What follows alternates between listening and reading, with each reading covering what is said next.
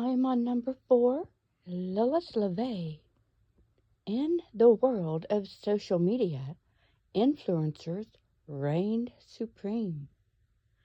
Among them was the enigmatic and captivating figure known only as, Lilith LaVey. With her razor-sharp wit, stunning looks, and uncanny ability to tap into the deepest desires of her followers, Lilith had built an empire. Her online presence was a carefully crafted facade of glamour, excitement, and exclusivity. She shared tantalizing glimpses into her luxurious lifestyle, effortlessly mixing high fashion with dark, edgy aesthetics. Her posts were laced with subtle, psychologically manipulative messages that resonated deeply with her audiences. As Lilith's following grew, so did her ambition. She began to sense the immense power she wielded over her devotees, whom she cleverly dubbed her coven. She started to test the limits of her influence subtly, introducing themes of rebellion, anarchy, and moral ambiguity into her content. At first, the changes were gradual. Lilith would post about pushing boundaries, challenging authority, and embracing individuality.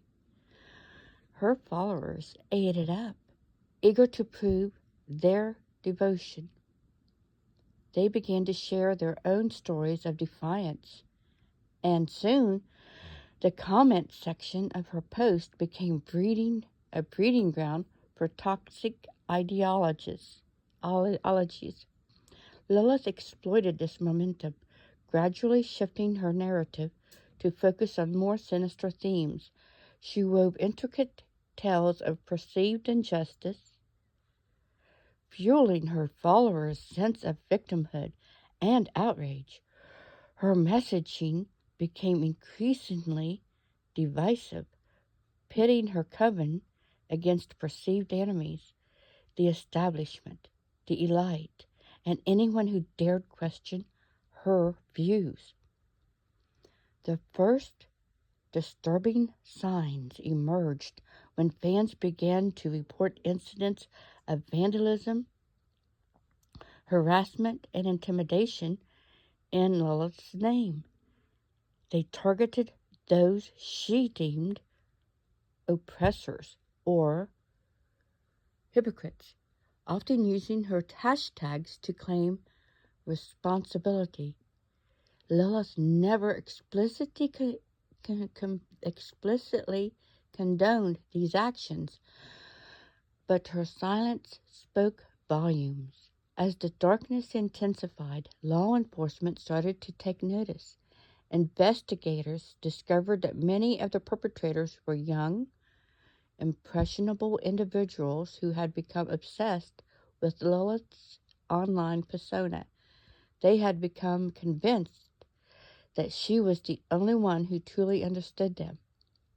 One devoted fan, Emily, was particularly enthralled. She saw Lilith as a mentor, a guardian angel who had awakened her to the true reality. Emily's actions became increasingly erratic, culminating in a shocking incident of arson that left a local business in ashes. When authorities apprehended Emily, she proclaimed, "Lilith told me to do it." The investigation led them to Lilith's doorstep, but she had already vanished, leaving behind only her digital footprint. The platform that had once hosted Lilith's reign of terror finally took action, banning her account and scrubbing her content from their servers. But the damage was done. The coven had dispersed, yet the seeds of hatred and violence had been sown. In the shadows, Lilith smiled, knowing her influence would persist. She had created a monster, and it would continue to grow, spreading its dark tentacles into the hearts of the other vulnerable. The story of Lilith LaVey served as a cautionary tale about the dangers of unchecked influence and the devastating consequences of manipulation. It highlighted the importance of accountability and the need for platforms to protect their users from those who would seek to harm. But in the darkest corners of the internet, whispers persisted. Lilith will return. This is from the book The Demon's Narcissist, short stories by Hawke. I love you all. Bye-bye.